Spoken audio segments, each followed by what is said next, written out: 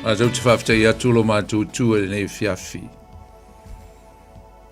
O awa matau tia lava ngā ruenga mana o lo alofa wha mauni ai mātou. Sa tele lava lo alofa le nei aso mai le tae o si o mai le nei whiawhi. O le mwhena whamtalaina le tua e mātou upu le matau tia ma le maulunga o lo le lei. Lo lava wha mauni e lau tau singa alofa ia ai mātou. Whaftai le tua wā. Sa e lata mai lava ia e mātou le aso ato. E o mai lava le nei whiawhi le tua o lo malu pēr lau tau singa ia e mātou lau whanau. Mātou whape atu whaftai tele le tua i lo le lei. Whaftai lo whamaoni, whaftai lo alofa, lo wanga le lei le tua ia e mātou o lau lava whanau. Vi ia oe whavavau, vi ia oe le tua. Mātou whaftai atu fo ni whiawhi ona. Mātou o lau whanau o maua le saulotonga ma le whamoe moe. Mātou te whaftai atu ono Yesu tōngi ola o le whaoletanga. Ne ana e awina mai ma fo ina lona soifua ma wea i mātou le whaoletanga. Ma wea so mātou whamoe moe ola. Wa lo mātou e pele ni lo langi lo mātou tua. Alo whapena ona mātou whenga i pēa ma whao so songa ma mea uma o le ni lo langi. A whaftai o mātou mautinoa le tua. O elo mātou whamoe moe a Yesu. O tongi ola na lawe ina i mātou mai a mātou ngasala ma mea leanga uma. Whaftai le tua i le ola tanga vi i alo swafa. Nā renga te foi lea mātou te whaftai atu ono nei teimi wa whaamanoa mai mo i mātou. Whaftai ono awala mea wa e saunia le tua ala le nei au nanga. Whatau nui nā i le mātou whama mo i le whiawhi. Whai e pēle tau tua ma le au no le folo i nātu ma le watola upu. Whaftai. Whaftai le teimi, whaftai le avanoa, whaftai. Ia au lava ngā luenga mau fōwhanga vi ia oelo mātou tua. A le teimi mātou walau atu le tua se e mafuta mai, whau mai i le amateina le mātou Paul Klame. Te ia o lava fo ina whaiwina le nei whiawhi, ia tu mau pe ia to ele vi inga. Se nganga i whaalewe lawe te talo le swafo Yesu. Nganga pa ia i ave seina. Awani i whaalewe lawe ina le tua lau whanau, mai mātou uma le mātou whalongolongo atu. Si ea o mai mātou i laulava upu.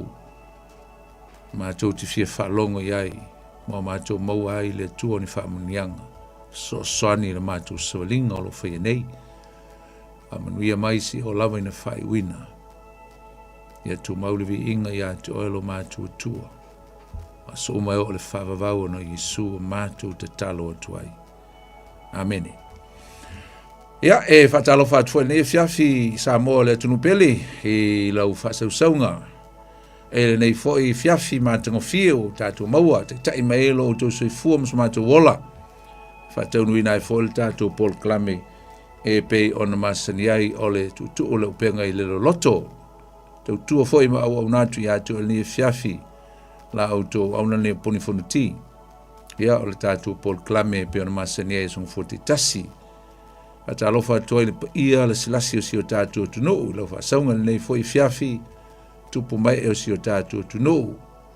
Ia, mai lau fwoi maunga tele si e pa ia maunga iti, ata alofa atu ma le ngang fifia ma le ngang whaaloalo. Ata alofa le pa ia ma le mamalu si o tātou tunu, po whea lava se meo e mafuta mai ai whata alofa atu i atu utou. Ata alofa iau au nā le tua mau tō masiofo, tō stovine. Ia inisi o lau whainga luenga o mafuta mai, ma tāpta poe mai. Ata alofa atu ma whaftai atu i lau langolango. A manuia le tua i atu oe, ma ngā luenga le tua au nai.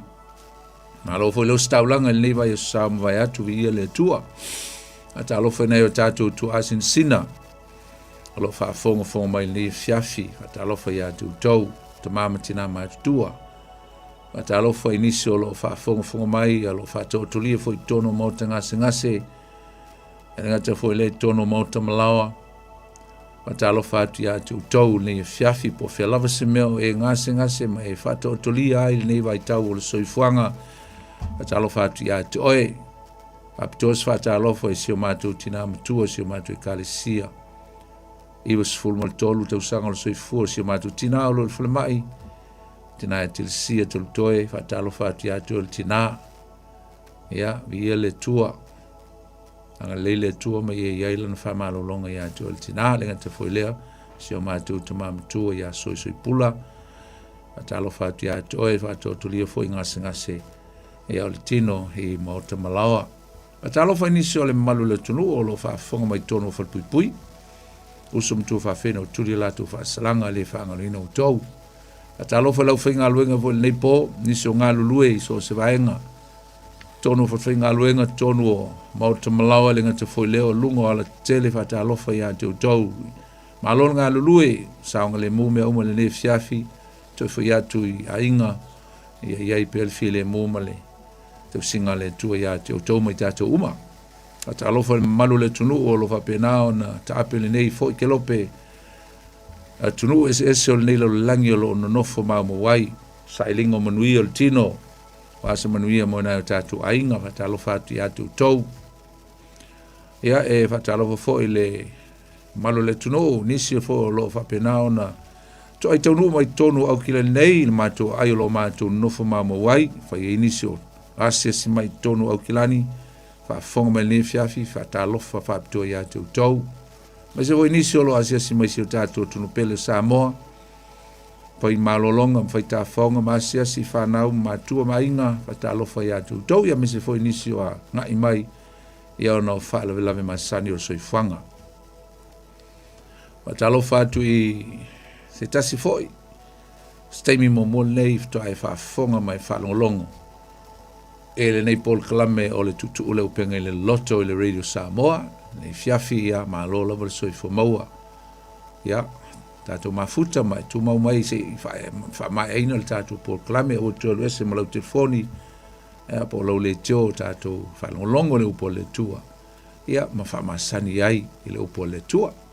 Ia le li, tālofa fo i le sunga ia sau, tu mai fo i le nei fiafi, malo sau nunga lue, ia le tua. Ia, whaamria tfoi ia aso soifua malo le turu. Nisi fo lo whaamune tuina o lātu aso soifua le nei aso, ia misi fo le. O le nei fo i vai aso na vai atu, ia. Ngata fo i lea o le vai asa, ngata alofa atu ia te utau, ngata alofa aptoa i lea te li, ia por sunga vo te akono ia Dan. Se mato ainga i kalesia, whamina tuina lona aso whanau le aso nafi, ia le tua whamina ato e male ainga.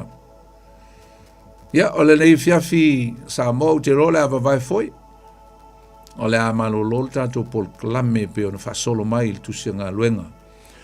Ai le manatu o le a tātou talitala noa e tusa o le vai tau tonu nei tātou te e o tau sanga te tasi. A mese lava mea na tutupu i le tausanga tāua nei o le talawhasolopito. E le ngata o le talawhasolopito le kalesia o le lalolangi ia mese foi ia o soifua Yesu ma le alu o lana tala le lei. Tausanga nei e luafe ma le lua ono le utatu iai. Ai a tātou tepa i le talawhasolopito ma le whātāua ina o le tausanga. Ma mea olo tātou whamana tuina pēr i le tausanga ma le tausanga i tausaminga o sauninga whamanatu, sauninga whapitoa o tātou lava. Anga nuu matulanga o tūmanga whakirisiano e maise o le tātou ma ai men tupu tusa ma men whaia Yesu. Tātou te whātāua ina tele i le nei tausanga o le ti a tolu. Tausanga lea na tele ina whātaunu ina i Yesu tele o mea na walo ia i le whengengi tuai i le au profeta. Ia i foi nisi o skola le lifa o le tausanga i tolu lua. Tausanga lea na maliua i Yesu ia ma whātaunu ina i le tele o walo anga i au profeta i le whengengi tuai.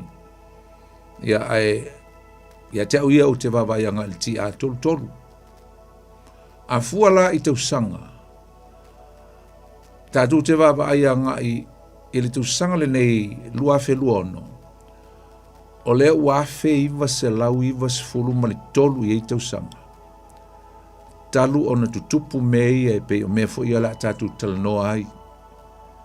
I le taimi o le anga i atu Yesu i ona pupuanga mamaliu ai. E le ngata fo i leo le tausanga lea tātou te wāwa ai anga i ai. E se le tāua wa le te leo mea na tutupu ai. Na tutupu i tono le tausanga lea. A wāwa ai la nga i ai whare mawhau. E lua whi tausanga e masani au na tātou whata waina. E tūlanga o taimi wha dispensonia o le au ainga o le tua le te mā le alo ma le nganga pa ia. Taimi nei o le nganga pa ia tātou te iai le lava i whaitawina e le tō tele o tangata e lua whi tausanga. E le hoina vevesi i le mulimuli le whainumera. Le lua whi tausanga na lau ai vai ma whaiputu, whaitau, ma me whapena mai o le a umalalangi ta pena ai tangata o le whainumera. Ai atato wawa ai ese le whainumera ese ia mea tāua na tutupu. So many people follow the numbers, the figures. That's why so many people mark the year 2000 as the year that will fulfill the end time, the coming back of Jesus, or what we call the end of this earth. But it didn't happen. It is tupu. O le tele lau tangata. Na va ai le whainumera. Awau iau te wa ai i event, i mentu tupu. A tātou wa ai la le tausanga lea.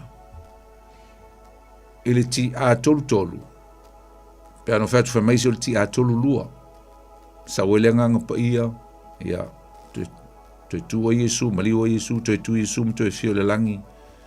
Po le alawa la le tausanga. A tātou wa ai ai. E toi fitu tausanga. Ona ato le leia lea o le lua fe tausanga talu mai le tausanga lea o le nganga pa ia. Pentekoso lea na ese ia le Pentekoso le talawhaso le pito o tangata iuteia.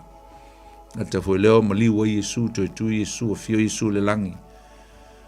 Whai loa i fwoi Yesu o i o le Mesia. Tausanga lava lea. Ti a tolu. Let's talk about 33 AD. Tātou wawai te usanga lem whai tāua. A whai alawa lao lo manatu o le tolu lua. Yeah, that doesn't really matter. Leisa whaina. E a tātou wawai ai. E toi fitu te usanga. A tole lei a le lua fitu te usanga. A o le vevesi o le lalolangi lea tātou te iai. Mtau tia. Ya. Au te le whai atula a mea o le a iese mea mtau tia o le a tupu. I le fitu te usanga le lumana i atu, po le 2033. 2033. Le lumana i toi fitu te usanga. Aia wawa ai i le mele ua wawo i le lolangi. I have to be alert. I have to be cautious. Te ono mana tu natu i le tāua o le lua fele. Lua te usanga. Wai moni a lua te usanga I pe un te usanga. That's a number of the hallmark for the dispensation of the Godhead. Lua te usanga o le tama, lua te usanga o le atali, lua te usanga o le nganga pa ia un tātou wawa ai lea e ia me fulfill lai ia vai teimi vai ina ia le wainga o le tua. Le tua na whai fofonga o le tua na tāpeneni o le whaolutanga. Mino Yesu na tāpeneni o le whaolutanga. Le nganga pa ia na tāpeneni o le tangata mole o le whavavau. Le tātou te le teimi lei. Tāpeneni le kalesia po tātou. E le ala le tātou mana tunatu pe iai. O ata te le whai atu. Te le vavalo atu po o te watu se walo anga langa ase se mengi o walo anga. Awoi, o le wha mamasangia ia o lau ministry. O ai lesi sina te loa pe anu whai mai Yesu.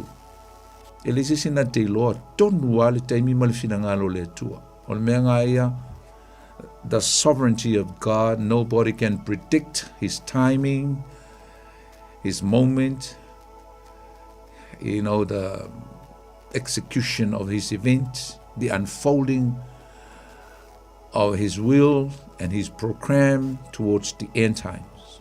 That's God's business. Pa o le mea tātou, o le tātou wawai ma fuafua le lei, e se senga o mene ma le tāu o taimi. Ala lana o whaumisa tala i le introduction po le amteino le tātou. Ona e se le tāu o le tau sangal nei. Tātou te wawaianga i le tāu o le mele la tātou wawaianga i ai. Next week, Sunday next week, sala sa neo lau pama. Whailoa ai ia Yesu o ia lea. Na walo ia le whengengi tuai o le Mesia, o le whaola. Ma le tausanga foi la leo ti a toltol. Le tele io ni mea tāua. Le tā la tātala noi nisi mea tāua se mea tāua tātou programe le fiafi.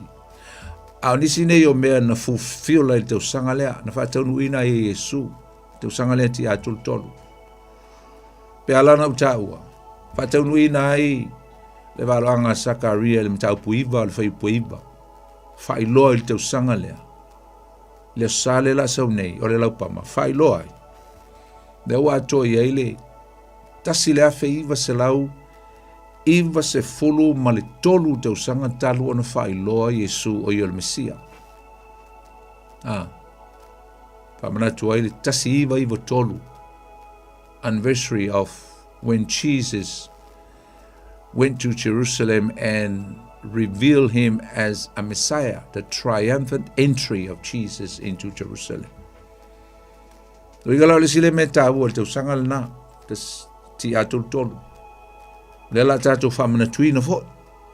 Wa le sile me sel tāu e a tātou Kirishano, o le laupama, le palema. E sakalia iwa whai upo iwa whamai e matua fia o le tama whawhine siona.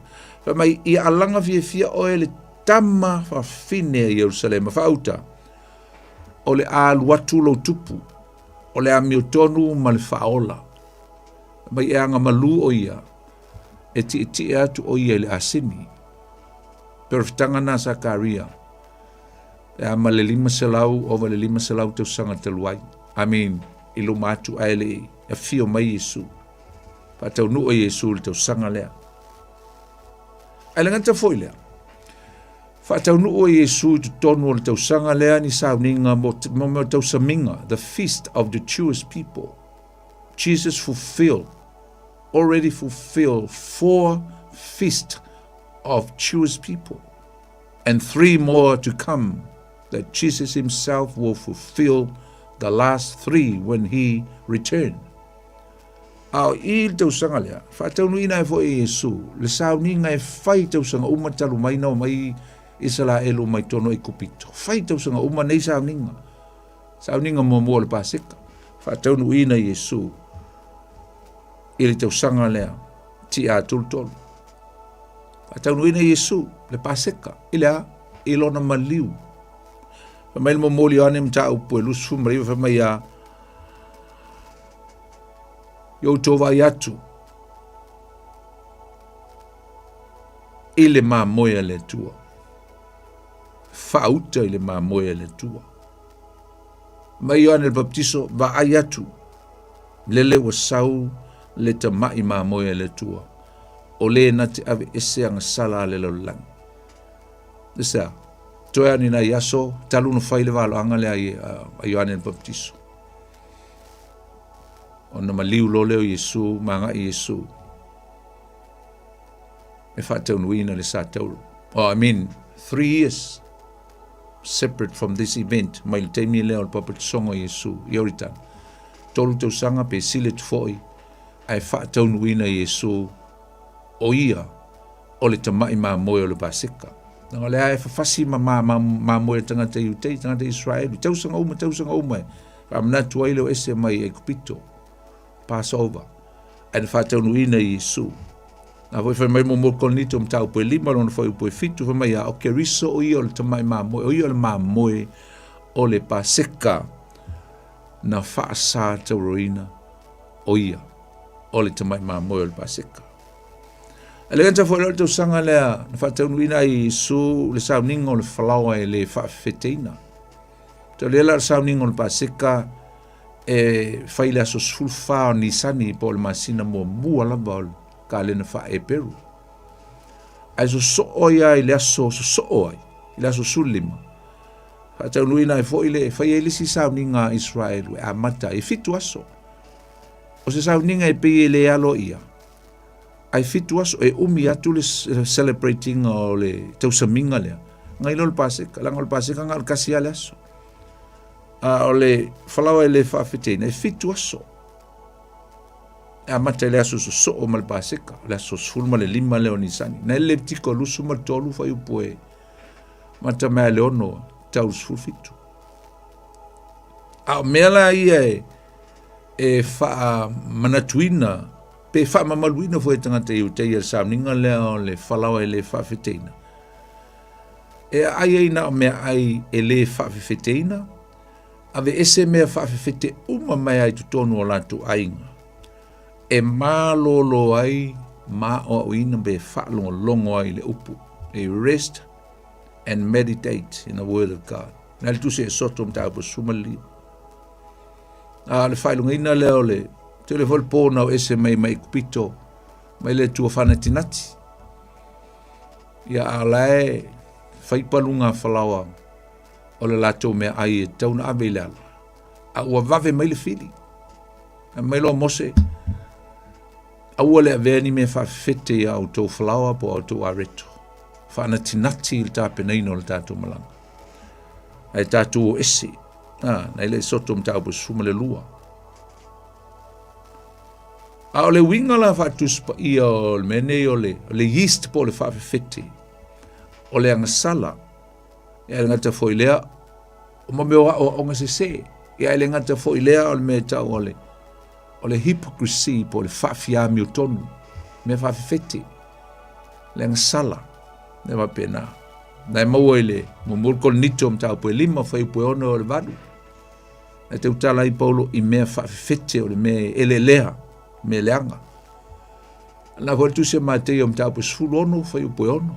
Te utala i Yesu i mea whawhete. Mai alo ese ma mea whawhete la uforseio. Alo ese ma leang sala e mese o le whawhia mi o tonu. Ai sa whaataunu uina la i Yesu le neitau saminga. Ina ua maliu o ia o le tamai ma moe o le paseka. A o le ata atoa o le neimea. O le tamai ma moe le aise anga sala. O le ata o le falao e le whawhiteina. E whaatusa ia Yesu e mamā ato toa o ia.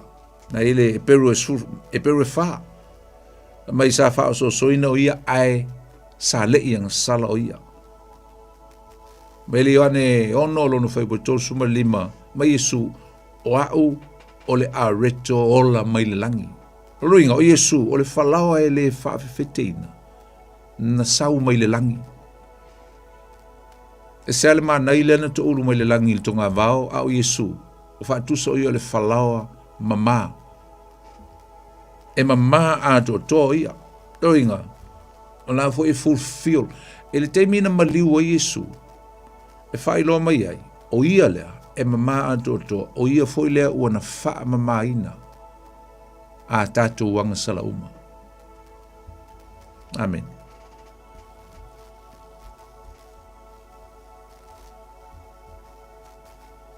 E ngata fo i lea satanu mia o ia i teimi. O le teimi tonu lava o le tausaminga o le whalawa e le whawheteina. Leana tanu mi ai Yesu. Tau lia foi na maliu Yesu i la sulfa. Ia Yesu limo la lava i Yesu tonu le tunga mau. Wan tanu Yesu i le fiafi o la sulfa e no ngoto le lar. Matar sapati. Sa wai ali Yesu i tolu luinga o vai teimi o le fitu aso ia. na toe tu Iesu, a o tonu o le teimi lea. Lea sa i Iesu i tonu o le tunga mau. O ia lea ua na wha mamahina a toa tātou ngasala. O le te mai maa moe le tua, o ia le whalawa. Na fio mai o i le langi ina ia wha mamahina i tātou. Wha tau nua e Iesu le tau saminga o le ulua i fua. Ina ua uma ia le sauninga lea o le whalawa e le whawhitina.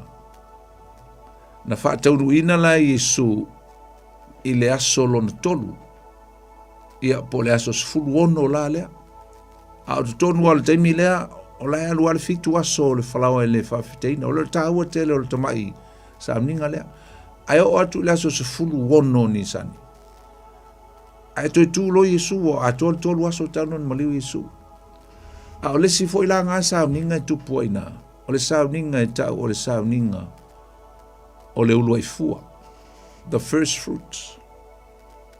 Whātaunu uina fo ia Iesu. E Iesu li tau sanga lea ti a tolu. Ia le nā fo i sauninga o le sauninga o le ulua i fua. O le ulua i fua le ringa o toi tū Iesu mai le palpala.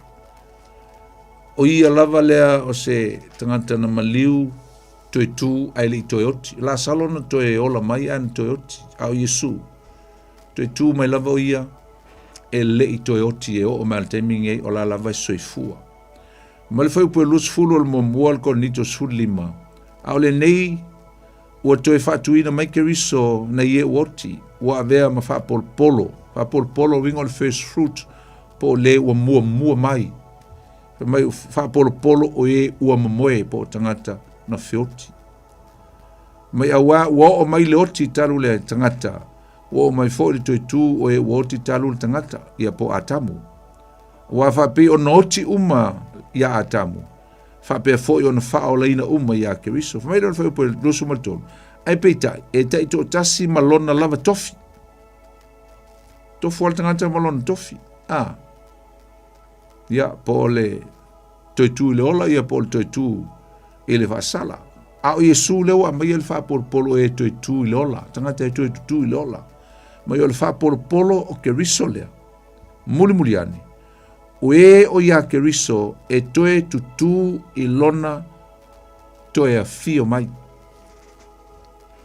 Na lawa tau mai eina. A whaina toi tū Iesu o ia o le ulua i fua. O le aputi o le selsele.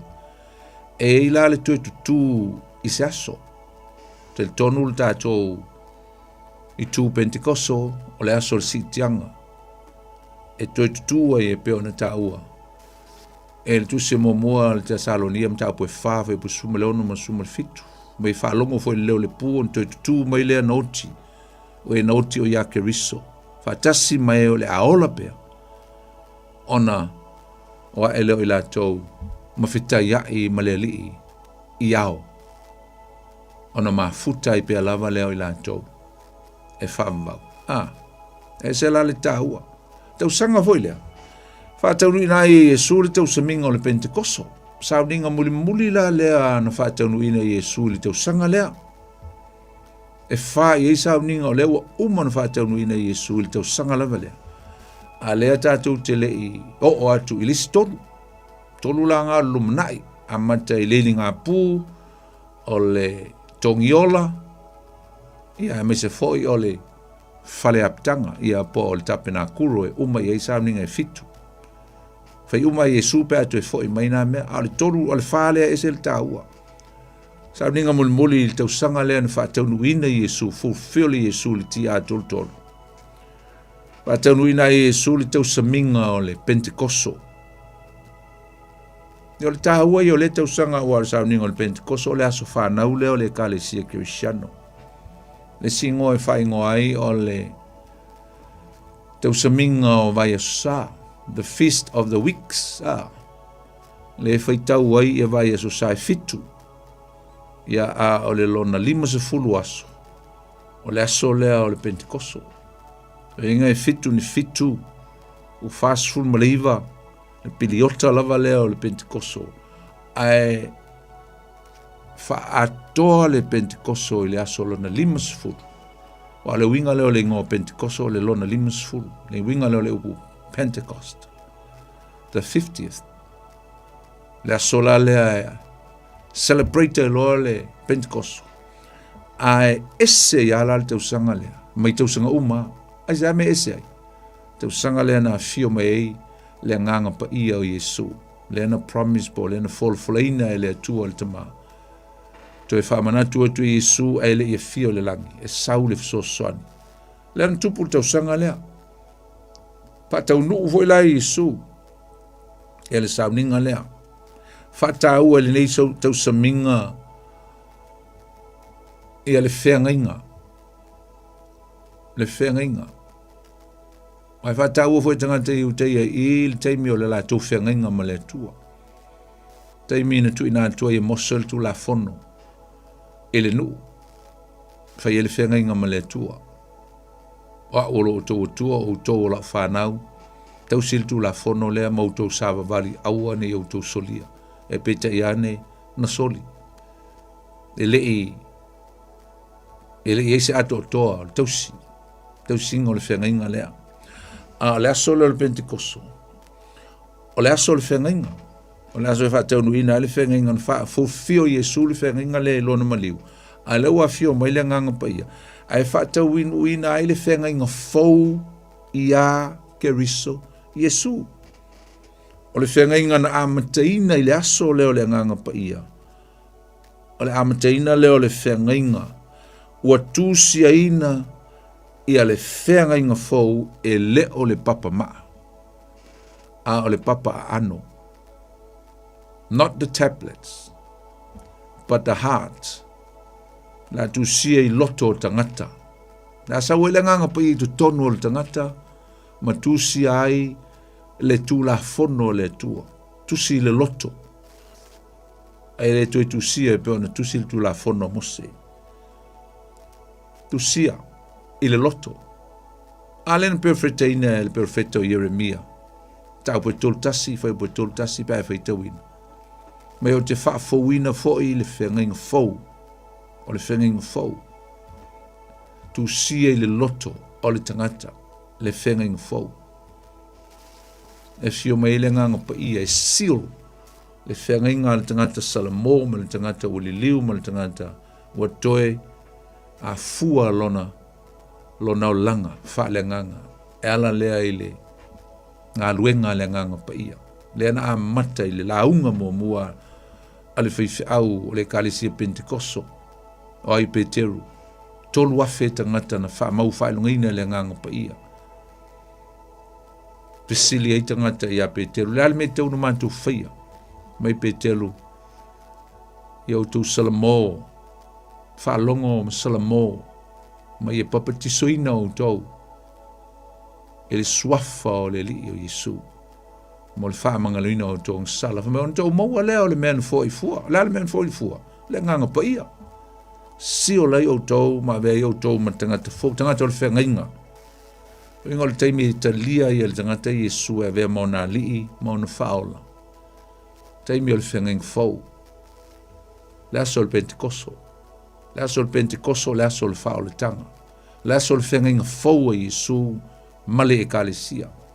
Wa amata ilana e kalesia, e amata i nganga. Amata i nganga wheliwa ina.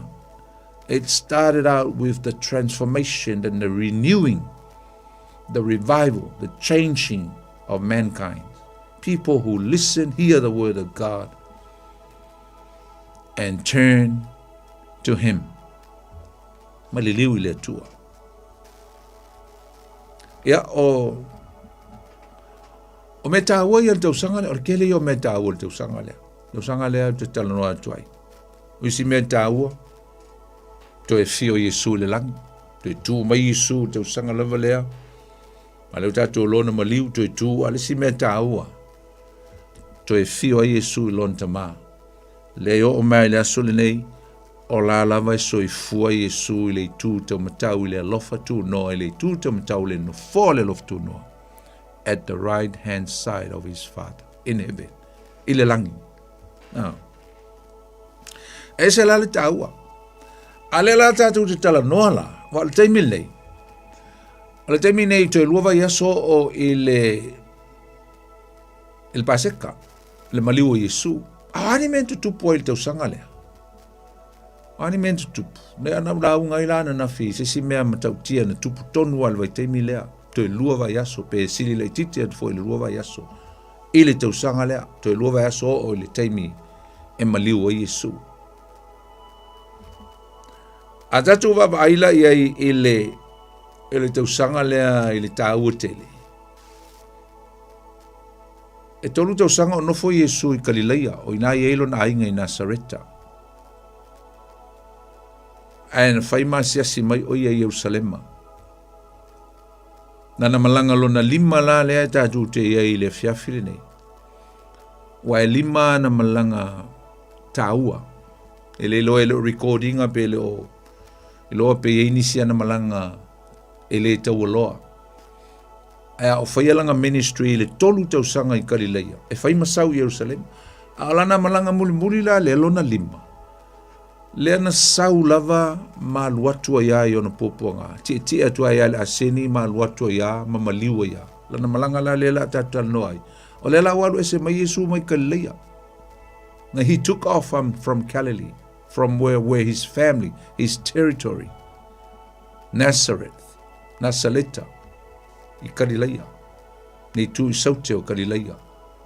A leo sau, ma lo ese mai lona ainga. Le la sau e maliu. Amen.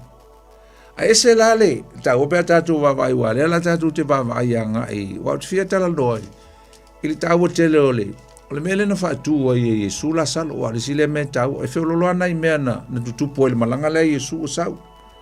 E pei o le whaamalo loina Yesu o le tau aso pati maio. E le malanga lava lea, e ngata foi lea, ia o le fongoa ki ala salo e sau, mo le woso mai e riko, tutupu o mea i le malanga lea, wa sau, to i lua vai aso, o le maliu Yesu. Fongoa sa kai o e sau lalo, ia, whaamanuia le nā, au la fonga le tama tax collector nga o la salo mala amino o i foi o sakaio na ya le sau lava le saulan malanga no o mai lo le o Yesu o la na malanga fa mai o lesi tu o yoritana tatu te fia va baila mtatu faita wina le mta upo se fulu o tu se yoani. On tatu la atu lole mta upo lusum mta upo sumaltas ona yel tala ya la sal. A fa mai le fa upo fasa fulu mta upo se fulu. Wa toe mali wane o ia i tala atu o yoritana. Leua saulan malanga fa mai wa toe mali watu o ia i tala atu o yoritana. Ile mea na ulua i papatiso ai e yoane. Fa mai ua nofo fo o ia le mea. Ona o mai lea ia te ia o tangata to tele wa fa pe fo i la tou. Fa pe fo i la tou. Ele ai lava se fai longa na fai e yoane. A o mea uma na fai mai ai e yoane ia te ia nei. E moni ia. E to tele fo i o e na tel tonu ia te ia. I lea mea. O lea lai fai mai na sau o ia i ta latu watu o yoritana. E a tātou suela ile mata upu mua mua. O ngai tau mai e ina le mea tonu ama le ingoa le mea le fai mai o toe alu ia ia. Lo inga sau Yesu, manao Yesu, se i toe asi atu ale mea na baptiso ai, ele i alu e oti. I toe ui mai a ina ile mea ngai tau o pete fara. Le tau mai le yoane mta upu mua mua. A alona fai upu e luas fulu malabalu. Le mea tonu a lea sa baptiso. Ma te lo mta upu mua mua. O ngai tau mai e ina le mea tonu a na baptiso a Yesu e Ioane. O le mea tonu fo ia na walau mai eile, na sau eile le lupe, ma walau mai le tama ia Yesu. O lo watali pele le na. I tonu a le mele, ese la le tau o le mele le uto e fo i Yesu i le aso lea. A fe mai le fo i belusu ma le valu. O mea ia na faia i Betafara, i Betapara, i talatu o yoritana, sa papatiso inai Ioane, po inana fai ele papatisonga a Ioane, le na papatiso ai ma Yesu. O ila lea ua fo'i mai po ua saule malanga muli la Yesu e pena utawa. Ai to alu e Yesu ina. Se i toi o atu ele mea na papatiso ina i o ia. Langa i tahua. Tahua ia Yesu le no whanga lea. O le me tau o Petapara. Ai ele si ngoa hu e whai ngoa isi ngoa isi skola. E tau a whapea o Petania. O Petania i Petapara. O inga i ele si ngoa Petania. E se mai la mai le Petania le ele au ainga o la salo. E se se. Mwhainga e se ai. A o le winga ngā o le a foi, o le ngoa lea. O le mea na whai ai le papatisonga o Yesu. O le si mea tāua i tele le mea leo Petapara. O ile na amata ile ministry e Yesu.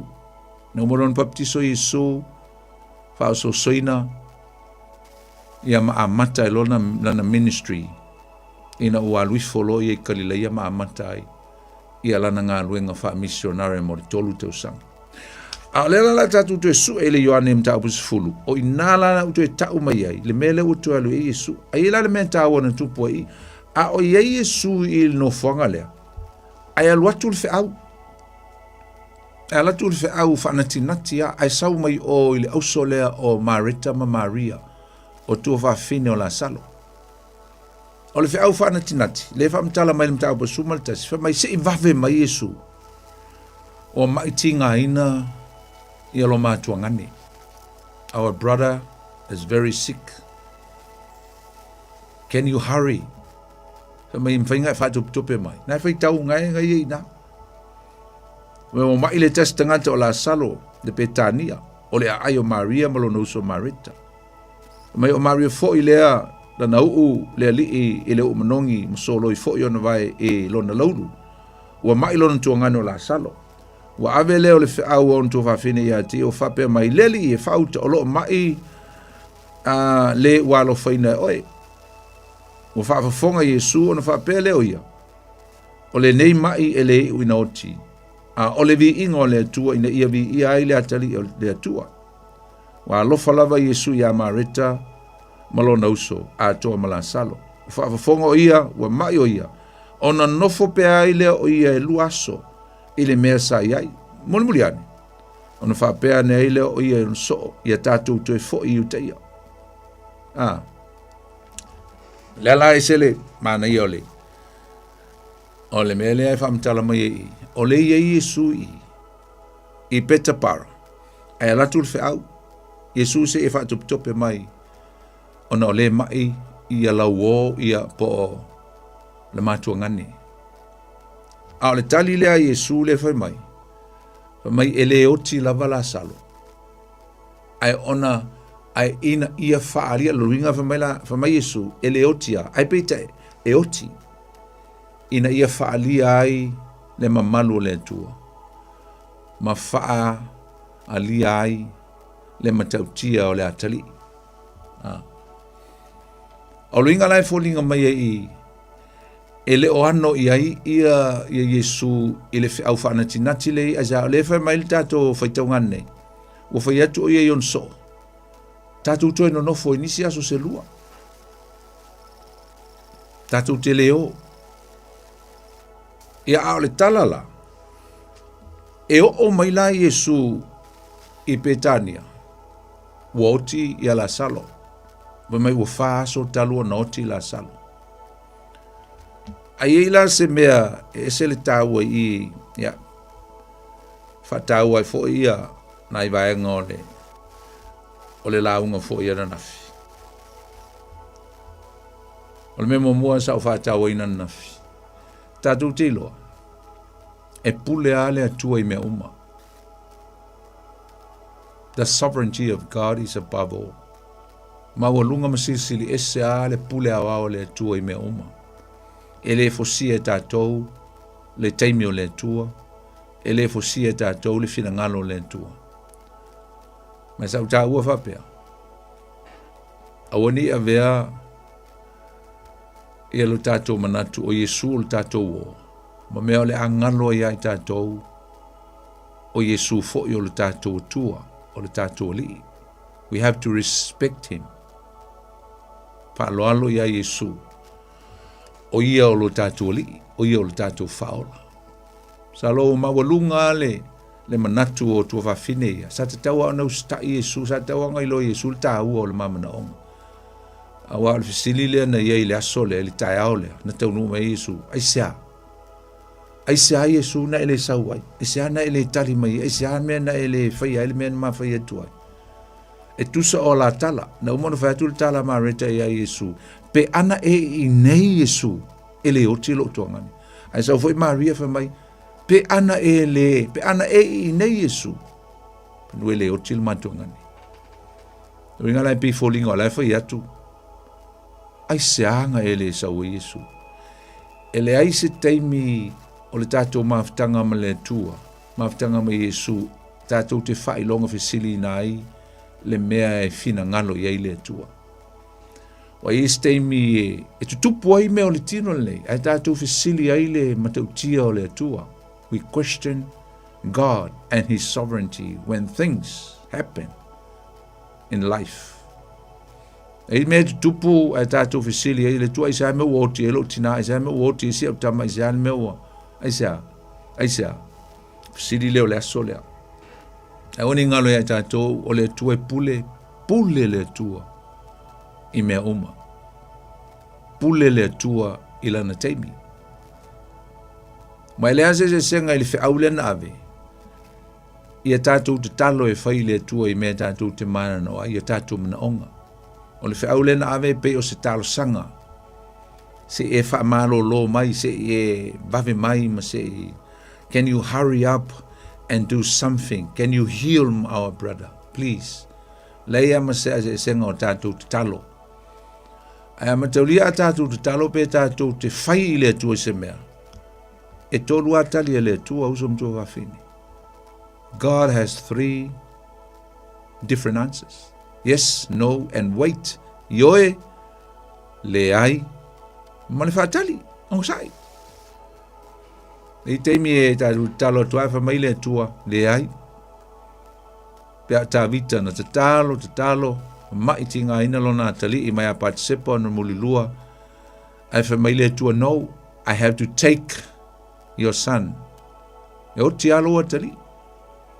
Iwe a fwoi na tua ina talo hana, ai na whamai le tua i a hana, yes, I can give you a son. Nuinga, ole no, ma le yes, ia le whalau awe le whiau lau vaianga ia Yesu. Yesu, se vave mai wha mole, se i faise fuafuanga. Ai whamai Yesu, wait for another couple of days. Atali monisi aso. Ele mwhailanga ko hurry inga le ao le tua, mi milo le ao le tua. No, we can't. We can't stretch the hand of God accordingly to what we want. Ele mwhailanga ko mi loa le ao le tua le meta tu te mana wai. E whai alfina ngalo le tua. Amen. Pule ao le tua I mea uma. Ya. Alen tatu tawane.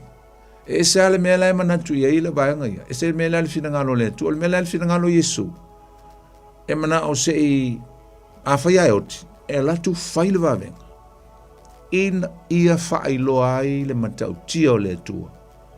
Ia ma ia exalta I le atali o le tangata.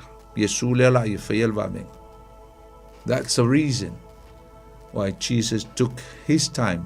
E ele mafuanga, ele purpose, ele mafuanga, ele nele tali le tua isi mea. Se talo tua, ia ai oti al tangata. Pe oti anga ia tātou loved ones, matanga tātou te ala lofa ia isa. E manao le tua se i o tātou, se whailono na matau tia le tātou, whatu tua ma le talia o mea whaingata ma mea tinga. E whailoa ai teimi, o le a tali mai ai, po le ale tali e tali mai ai tātou. A tali mai ara le tua le ai. Whailoa ilo tātou whatu tua mavi ia I le tua I teime tutupu ai. Ia mea uma. Amen. Ole whai upu e iwa. Whamai, ona tale atu leo Yesu. A whai upu e varu whamai, ua whai mai ona soo ia teia, mataulia. O le ala o ese mai I Petapara. Alo fa mai Yesu I ona so. Tatou fatali. Se I toe lua so le la o maso. Le la fa mai Yesu I lauli ia I ona so. La tatou o Iuteia. Means o le la tatou o I Petania. Ma tatou o tua I Iuteia. E fai atu Yesu I ona so o le la toe o I la o Iuteia. Ai fai mai ona so o ia Yesu. Yesu. Nai te lo lai fatali mai Iuteia na la tu tau aia o ilisi fo iolu. Lai fatali mai la tu te fa sala ma la tu fa shoti a joy. Ana yeina. Mai o fai mai la tu rapi. Na se isa ili na Iuteia e fetongi a joy ma. Ai te toe maliu atu e iai. Ona tali atu leo Yesu. Ele ua se fulu ea ma le lua o na itu aso I le ao. A fai e savali se tasi le ao. Ele tau suai o ia.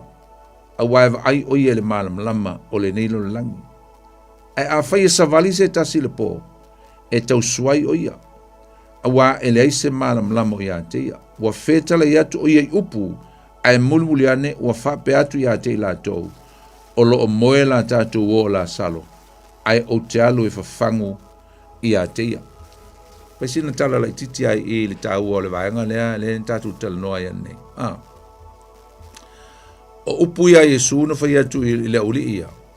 Fai atu ia. O le utahar se fulu lua. Matua I malama lama lava. A fai e malama lama te ale ao. Momula. E le aila se si e tau teva teba. Le winga le upu na iai o le tau suai.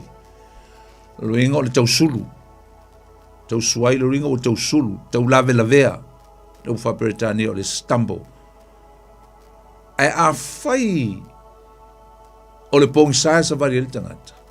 Maile, e tau suai, pe tau teva teba.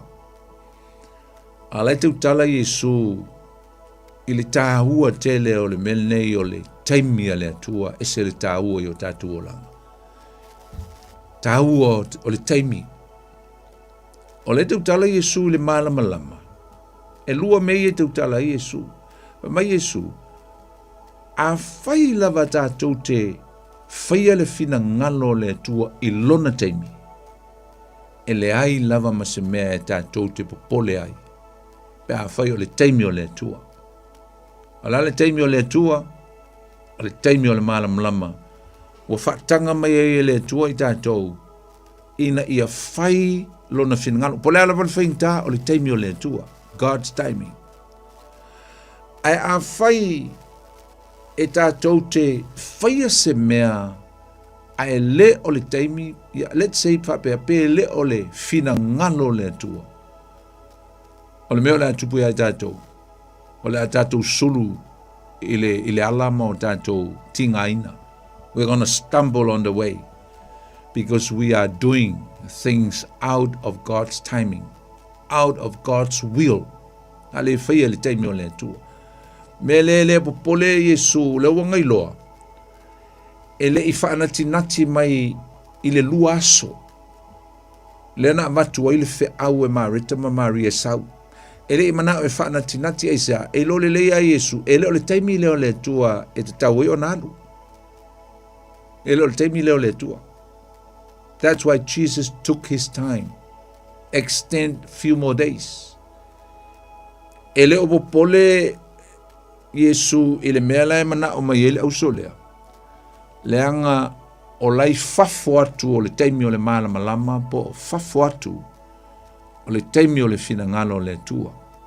O ilo Yesu a so ona fai e ia se mea a ele o fai e le fina ngalo lontama po le taimi o le tua. E stumble. La lo wingo stumble. E la koe fiu e wala au la saro ele sa ufafo. E sa langa ele o le taimi o le tua. E le ngata foi lea. E ala tu fasioti lunga le asingi ke minki ki e kwa ile a fo Jerusalema ele yo o I fa tonu ina le fa o le tanga mo le tangata. Pe alu le taimi se. De lan fa mai Yesu o tele fa na tintia tatu tau te babeo. A le o lo.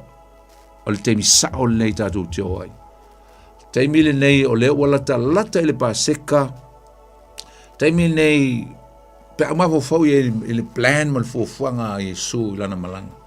Taimini o laua mata ona bevesi tangata Iute e sa ili mamoe sa ili manu o e fai ele paseka this is my time to ride on a donkey. O le taimil nei, fe tau ia le tatou o i le mongo o live le mea seta ko el kako procesio.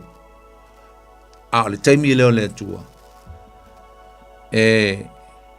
Through ai lau journey po lau ti atu le mea lea na tautala ai i al profeta lau tama o sakalia o ti atu le aseni.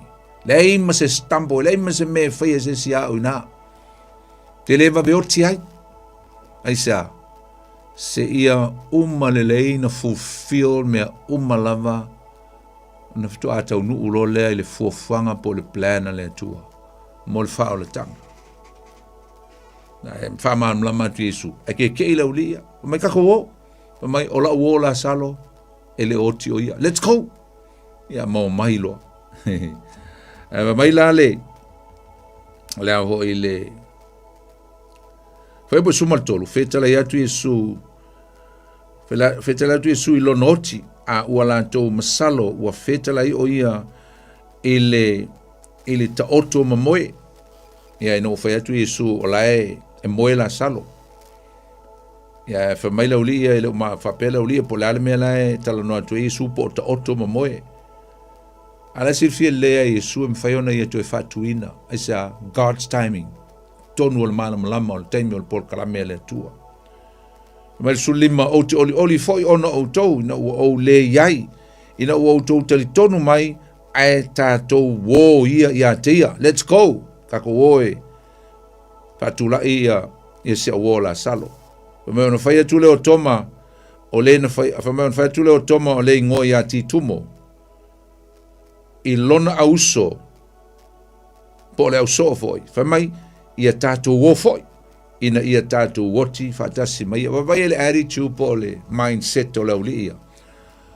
E la ku Yesu e laki ai o Yesu le ai.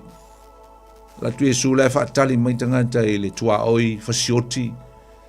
Mia au foi le ai la tu lo Yesu fasioti lo.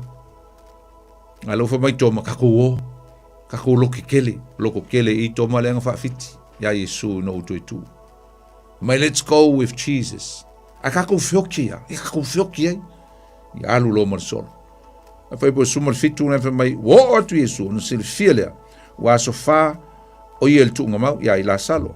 Wa vala ta petania ma Jerusalem pe sfuru ma limo seta tio lo lava to telefo I uteia wo atu ya Maria ya Marita Maria ina ia fa ma fana ya ila ua ona lo la tu ngani fa longo Marita wa maliu mai Yesu na lu ile ona te fafta ya tia wa no fo Maria le fale fa pe mai lo Marita ya Yesu leli se ana nei po ua le oti lo tu ngani ai ui la mai le wa o loa o mea uma te whātonga atua ile atua e fo ina mai ele atua ia toe.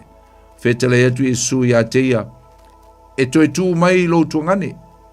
O whai mai mareta ia teia o te loa e toi tū mai lava o ia le toi tū I le aso ngā taanga.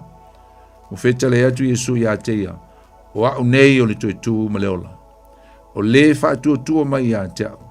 E ui lava ina oti aiola lava o ia. Tangata ola uma e whaatua mai a te au e le oti lava e o le whaavavau. Po ua e tali tonu mai ea I le nāmea. Mai le whao po sumal fitu. Na whapea mai leo ia te ia. I oe le li ie. Ua o tali tonu lava. O oe le keriso le alo le atua. O le maliu mai I le lalo langi. Le si mea na ufata waina na fili. I se tautalanga nafi po se po le upo le tua. O le tau o le mengi o le time. O le timing, po le tense. Tolu a taimi o le soifuanga o le tuanai, o le taimi le nei, ma le lumanai. Le la vea I a taimi o le soifuanga. O le tala no atu Yesu a tala no mai mareta le taimi o le tuanai. Pe ana I nei. Mai mau pe ana I nei le faso talu ai Yesu. I lace interest, but Jesus had no interest of the past. Ele ia se não pos fio Yesu e ko kalango le temi o te isa em fai Yesu fai va venga ele 4 days ago. Fai Yesu fai. Alanga ele le temi o lontama. Alanga ele mana o ia sau le taimile na. Lai lo e silfia le Yesu a sau le taimile le tua. E manuia foi mea na te whaia. O le taimile tua nai ele i mana o Yesu. Le ngata foi leo le tau tala mai Maria. O le taimile lumanai. Taimile lumanai. Mai o Yesu o te tonu ai toi tu mai lo tua ngale ile toi tu ile ngata anga. So now o le past ma le present, ma le future leo include you. Ai tali etu Yesu. Ai fai etu Yesu. No. O leo te tau tala atu i le taimile nei. O feo i eilo loto marita. Feo i eilo mafufau. O feo i eilo fai tuatua. Ale na fesili ai Yesu ya marita. Inga ua umano ni fai upulea. Wa'u nei ole toi tu nei. Wa'u nei. I am. No ingo swafa leo le tu. I am the resurrection and life. Me wa'u toi tu maleola. Whaalongo lai upuia. Taimi nei. O le e whaatua tua mai ia tau. Ele o ngangafi ele o kaiao. A o nei. A le whaia mareta le vevesi le mawawau. Le whaia mareta le ele o ato tolon te tonu. Ile mafutanga nga yei mai Yesu. Ele o maua se mea o ngā le au so lea. Ele o maua se mea o ngā ele o itali tonu wina. They never recognize the power. Jesus can perform miracles. Jesus can do anything. Jesus can do impossible. Ele o ilo alvaanga lea le. Le mea mwhaingwhai Yesu. Ale tau whai Yesu e tau fsili ati ala ua. A whea o ye ilua loto le te mil nei. Awal koe fsili mai il faasu taluai. Awal whai mai fua le. Te iloa luma na yes. Al maa nei e o le talia marita. Ta au whata waina le upo le tua nafi. Tali lo marita i le taimi le nei. Now. Whamai al talia marita. Ioe le ali ie. Ua o tali tonu lava. Awhea, ele o ngafi, ele o kaiao, al te mil nei. O tali tonu lava o oe o le ali, o oe o le ke riso. Le alo le atua o le na maliu mai. Ile lo langi, mai fea, mai le langi. I believe in you.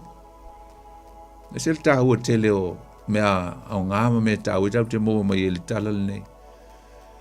Ia wafo atua e se Loloto. O le soifuanga masani leo tātou. O lea, taimi o whaanoa noanga. Taimi o le mautonu le mawhawhau. Taimi o maliu whafo se pele ia te o se wainga. Tonu e ka le sia mamawhitanga. Ia maleo langa nei, i le wala aua le atua. Whafo se ia nauti il tangata. O fea i aile whaatua tua o le tangata. I le taimile. Ia tonu ala le mwheu ntoe whaatua mai leo ti le taimile. A o fea o ilo whaatua tua. E te tali tonu mai whaatua tua ia Yesu le taimile valna. I lea, e mawhai e Yesu o na toe whaatua. Lou tina, lou atalii, lou awawhine, lou to lua. I le aso o le toe tu po le aso le sitiang. Mea nana fia iloa Yesu. Po feo la ile loto Marita. Po feo la ile loto Maria. Pe tali tonu o Yesu o li toitu. Wafo e lua fai upuna eina. Lala e tala noa Yesu e tusa ma le tali e Marita. Lala o tala noa Yesu li tāua o le taimili nei. Ala fo tala noa atu ma Yesu li tāua la le lumanai. Tāua le lumanai. O le lumanai na. Nai le fai upo e lusu ma le lima. Mai o au nei o le toitu ma le ola. O le fa tua mai a teau. E ui lava ina oti. Ai ola lava ia. Te tala langa i le lumanai. E ui na oti matanu lou.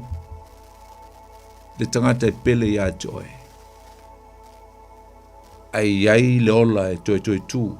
Iei le ola i tu atu le oti. There is life after death. Ai o mai le fai po lusu ma le ono te utala la Yesu. I le taimil nei. Ta ua le taimil nei. mai Yesu, o tangata o la uma, every human being that have faith, mai o tangata o la uma, e whaatua mai i a te au. Te utala Yesu, teimi alna, teimi nan soi fuai, te utala ia mareta ma maria, le teimi lava na, ale fwe te utala ia tātou, le teimi lava le nei. Tangata o la uma, o se e whaatua mai i a te au, whaatua i a Yesu, la soi fua le teimi le nei. Na mai ia, e le oti lava e o i le whaavavau. Lea lau tau tala Yesu le lumana. O le winga o le tala Yesu. O le whaatuatua mai a te. E le oti lava o i e whaavavau. E o i le whaavavau. Wha mai po ua e tali tonu mai ea i le nāmea. O le winga o le whetelai ngā Yesu. Yes, tātou te whioti. Tātou te whioti i le tino le nei. Ai tātou te lea whaina usum tō whawhine le meta ole. O ti whalua. Le o ti whalua o le oti o le tino to e oti le anganga. Winga e oti al tino i e oti tātou. E oti le tino. But that's a gate to the everlasting life. To another certain life. A o lesi le nā la atu o le tangata whaatuatua. E whaatalitali ai le isi ola e na te maua. Pe a o ile ngā tanga. So le ringa o tātou tangata whaatuatua. Tātou te tonu. E le isi ola i tu atu le oti. E le si ava noa e tātou toi mafuta ai ma o tātou ainga. Pe a whai tātou toi whailoa i umo le ola e whaavau. E fua le tāpenanga le tangata i le teimi le nei. Mea ngā ese le tā ua i o le teimi le nei. That's why today, the present time is so crucial, brothers and sisters, because today will determine your future. O le aso le nei, e iloa ai, po le ale mea le ao o ia i tai ao, po le ale mea le ao o ia lumanai. O le ale winga o le mātanga o fio le lumanai, pe a whaia le anga le o langa le teimi nei. Le ale matanga o fie o le tele o me le leina whaia le tōna ai o ma le teimi ngei ua. Mwha le tonu le soi fua whale ngang. Toe lu ese mai Yesu. O le toe isi whaatua mas toe te le tonu i le li. Mea nana watu Yesu wha mai o le lumanai, yes, lumanai. Tanta e whaatua mai a te au e ui na oti. E ui lava na oti. Ai ola lava ia. A le la whaila te utala atu Yesu. Wha mai o le aso le nei. Whaatua mai a te au le aso le nei. Mai e o lava o ia i le whaavavau e le oti, which mean e te oti altino a o loa nganga e le oti e so i fuapea e whaavavau e toi maa futa whatasi o tātou ainga pele a meise o le maafutanga ma Yesu i le ola e whaavavau malona malo o lo i le lumanai to e se la le tāua o somutu whawhine ben tātou tal no le fia filusu mal valu mai o fai mai upo na luan le o ia ma val aule mu ilo no so mareta ia o mareta le walu val au malia o fa peatu o mai le o val au ia oe o fa lo mo foi o ia na vave tu le o ia lunga walu atu ia te ia a o Yesu ele i maliwane ile ai a o ile mea na lafte ia ma mareta tangata iu te fo i sai le fale maia ma fa mafana ia te ia o la to ai atu ia Maria wa vave tu lunga malu fafo on mulmuli atu le o la to ia te ia o fa peane o le e alu e tunga mau te tangi ai o fo i Maria i le mea sa ye Yesu wa ai mai ia te ia ona fapa u mai le o ia i ona vai na fa pe mai o ia leli e ana e inei po ua le oti lo tuangane pe ano foi atuanga le la la se senga mo le fisiri Yesu ai se ale menga ele sawa ai se ale menga ele tali mai why didn't you answer why didn't you come why didn't you react urgently to our call ai se ale menga ele sawa e tu sama upu e mai se ana e ine Yesu ele oti lo matuangani mai la ia lea te tolu si la fia Yesu o ia ua tangi mai uteia o mai o tangisi ona ti ngā tele lea o lona finangalo ma ua atu lava o ia ona whapea atu lea o whea na utou tu ina ai o ia o whapea mai la tau ia te leli ma liu maia e te silsila iai mai leo le whai upo e tolu sulma le lima o le whai upo sili o na pupu ultus pa ia mai ia ua tangi Yesu e se hoi le mana ia ole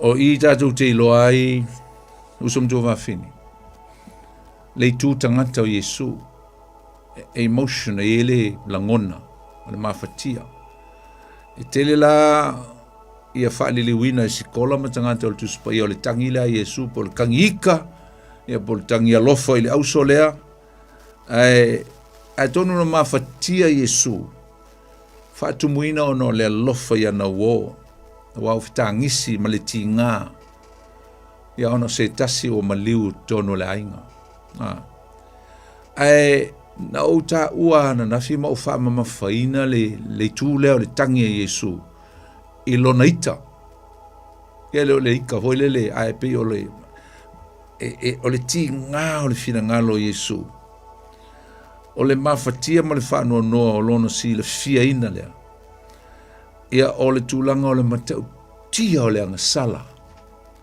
ma le tutongi o le angasala o le oti lea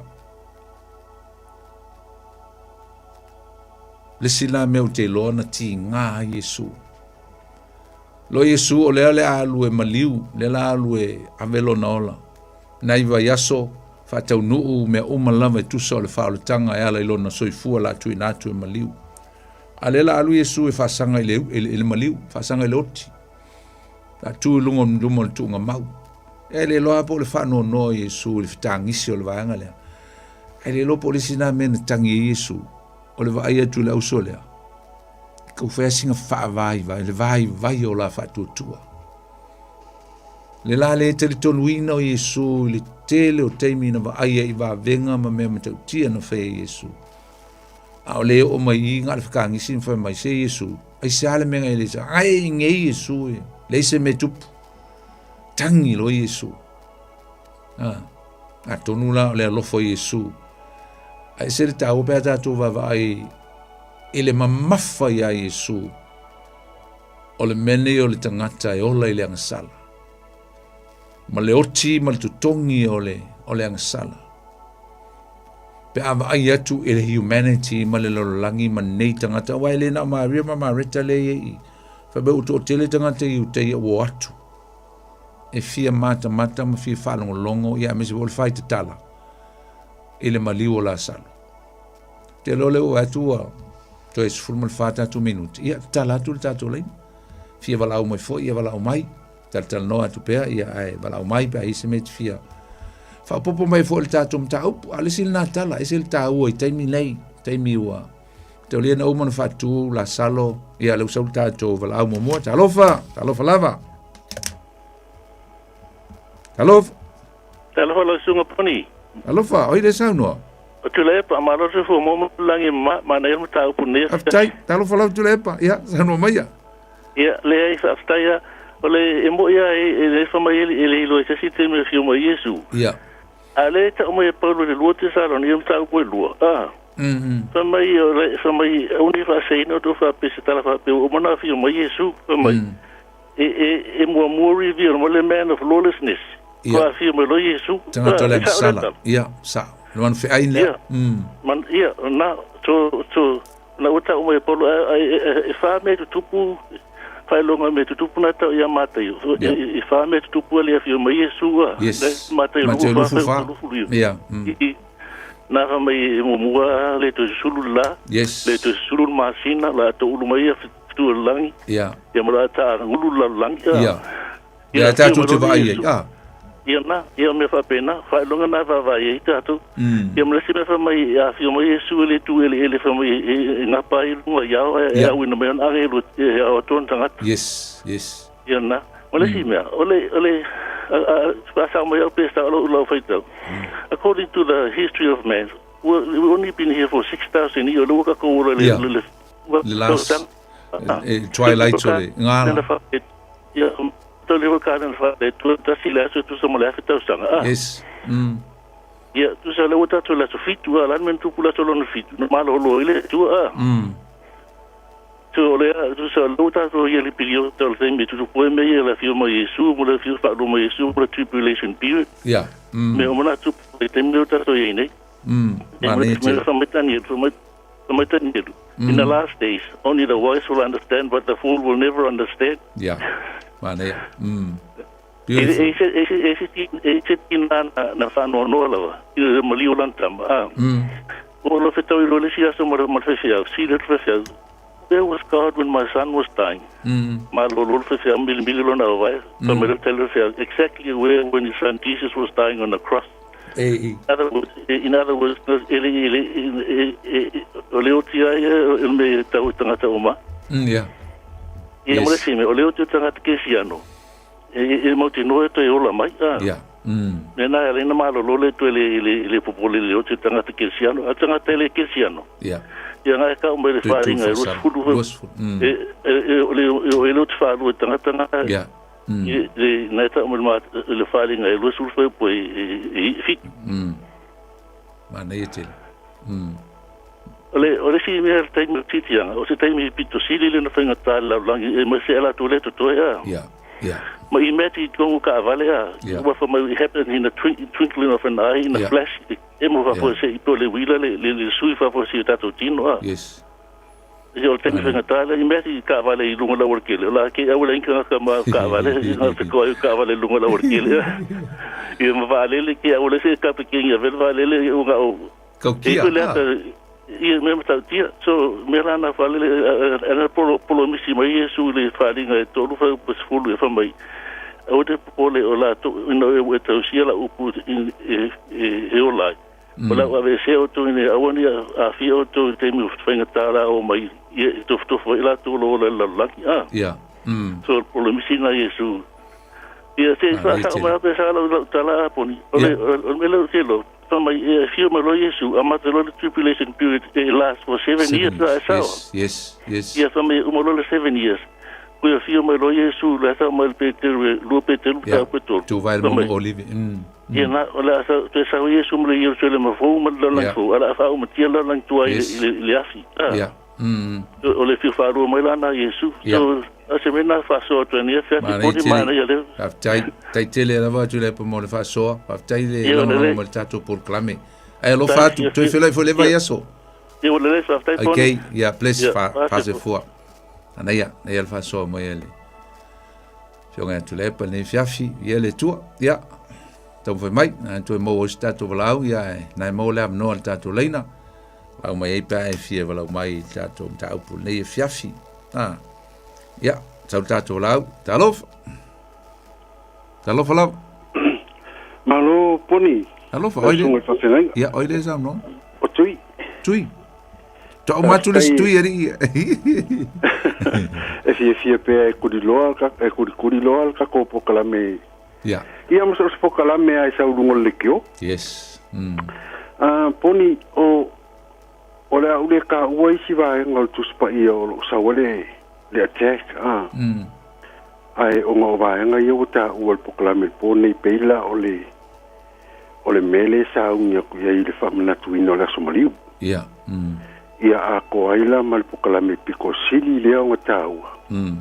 O le kako whaakari di sikianga po le koe fio mai o Yesu. Yes. O mea ia poni, o lo whaangoa ngoa ia ia. O nga o les, pela o isi mea ia pe o whakol sa furua i.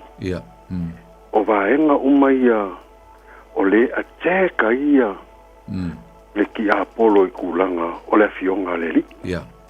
A o se vaenga siling o whaalela lau kalango lau. Mako se lang ngona fa tau da somaliu male. O nga ole wa ka o el kalame po nei.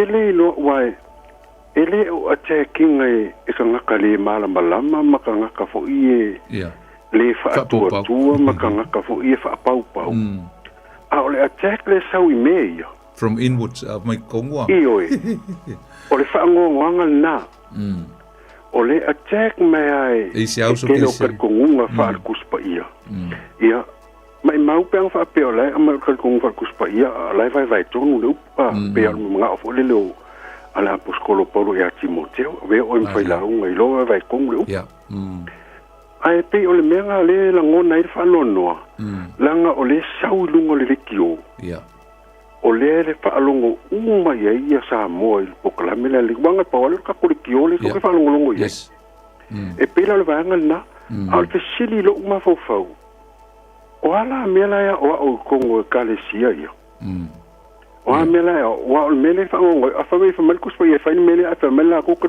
awa o me nga I sala elu ia io pe o le nga le la wa kala ngo mai ka ko pa me le fingi o le somaliu wa kasi le me o le sa o le attack ia o la vanga me o ista exi o me o la fa ia pa la ni o la kom fa na ko promote la ko ia la ko items la fa ala koso mai e fua la ka kongo fa mai orkar kongo au kersiango ma ka kongo isi ekalesia ole mele o ista ek ma me uma e ese mama o amar ka kongo e o foi la le wala ko ke e ngai mala sumari o le fa mga ku le sumari o le se me ka sa sumari ya fa fen ke e ngala sumari fa fe le sumari o le sumari o yesu kuma ya pela ba ngai o mai la fa mo piko ka u le foi la o sa wai fa pea o ekalesia ma ka konga le yai ya o ke le fa pe fa ya kulanga o ke le lo pola le ekalesia pon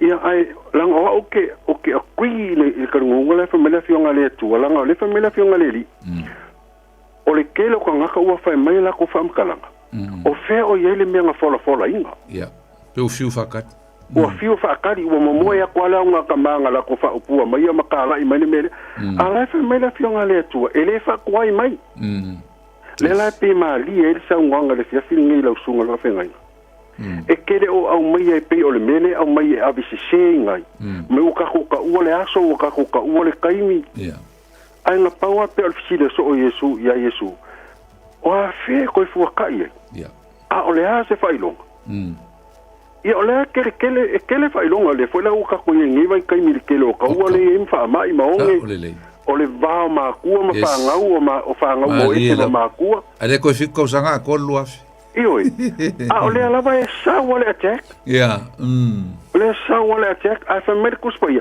ele fa kuai mai langa ole menga le kala ngo il kan kali kong mai o fe o ye de menga fola ma fola me ala lu pala ivi o ko inga ngala ko fola me ele mele a ole a ko ngo ma fe o ko fola a ala mo ni markus pa ia fola pe fola pe our fiu our ku fo ye ka ko nga ye wo mai male poko le wo mai le wo mai ka fa se mai ia pe ole menga le fia ba ko se so ang fungali o nga ole attack le o mai ele o mai ku le fa tanga le o mai ku ka pua ile li o le o mai ko kong wa lo ko falo ka pua ile o ka pua ile li tai tui o si fo o nga le tua tai tele lava ele fa pe ia pe ole menga ia e manga ia kala silo maku le nga fa ile sia sa ile maka upuri o kala me ia o le sa ru ko ma ko ngi wa le ma fa yo ma ko pa au ka pua inga o ngo kulanga o me o lo fa mai ki ai ma kulanga o le mpang sa mat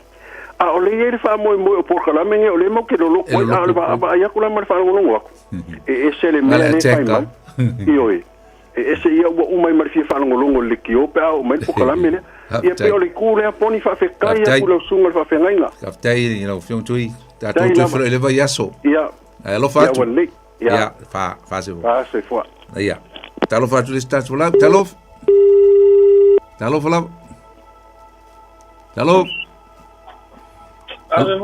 ia talo va check amai para le mau ye hok kai mai ngai paso ga iso nga mo mo mana ya ai ya ahora le ya Ero ko ngora vai ole rie me foi fora ska come. Ya. Ya we.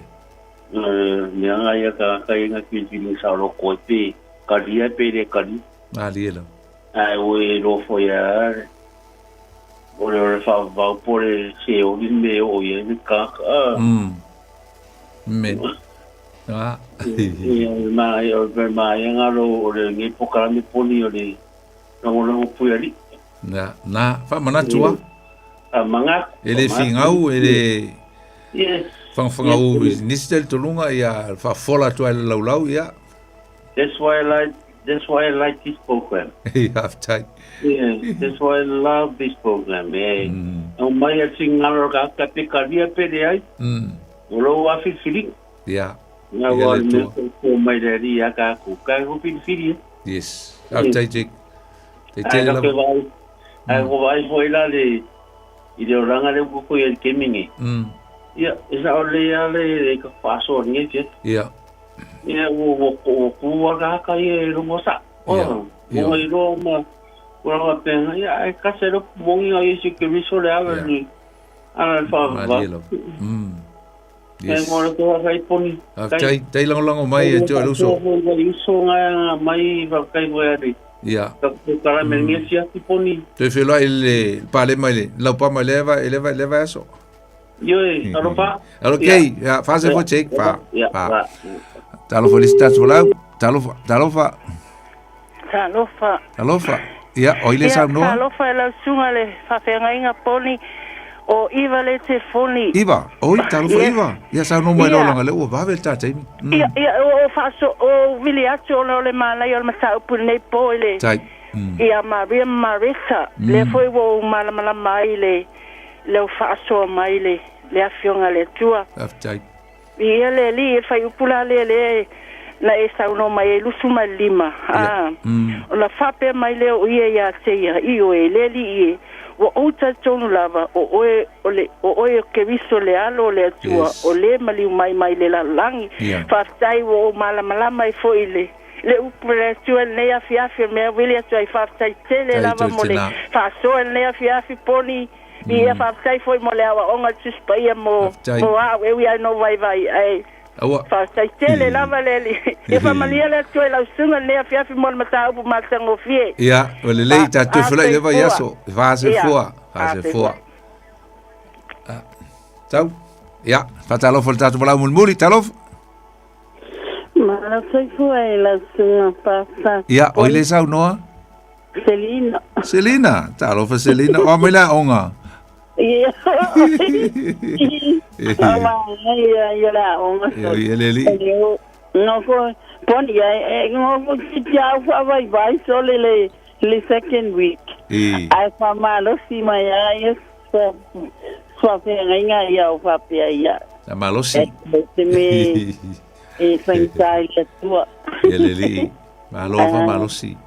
Ai fai assim pe la jiki ai o fai tawa pa ia mala mai po yo mana ia la kana no wasu ia fia pon aftai le fam kala ina mai o tatu tal mana ia la tswana longo pasta o a foi nei o ole I pela o la tsanga mai le foi puna le la titi o tangi Yesu yeah o telo ya o ia pe tu sale ya la tsanga mai yeah kala ina foi en maso foi au ya pe foi na le ya se senga wai o le fai mai o tangi Yesu ya masalo pole le fia o Yesu le taltono tangata vai fa tu la sole vai fa tu ya o si foi na mele lo potangi Yesu le lo fo ya te lao Maria Marisa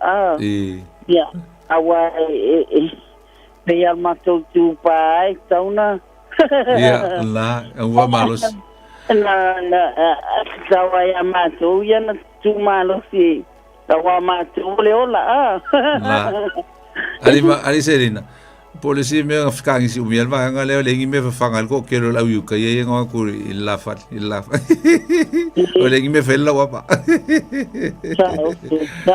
after lava ya kelo oi poi kene yo me ala fionga le tu ke le mana mana mai usaleo o ke fai tau ai o ke mana mana mai si me ali fa winga inga la fa le nga e sumaso wala sila fia ya frita ai orang samsala ingalam lon sama mai ya wa silialo kamara malama yo jadi semester ya okay ta to ver ya singa fio wale ya wa ngumi vagas ya la okay ya lo kamara malama ya saya foilan matua onga ya pamano na saya ho mato lo pega que senga next year ya na taro mai moa i famalosi lei lo facile a tol to fini God bless fase fois Selena fase fois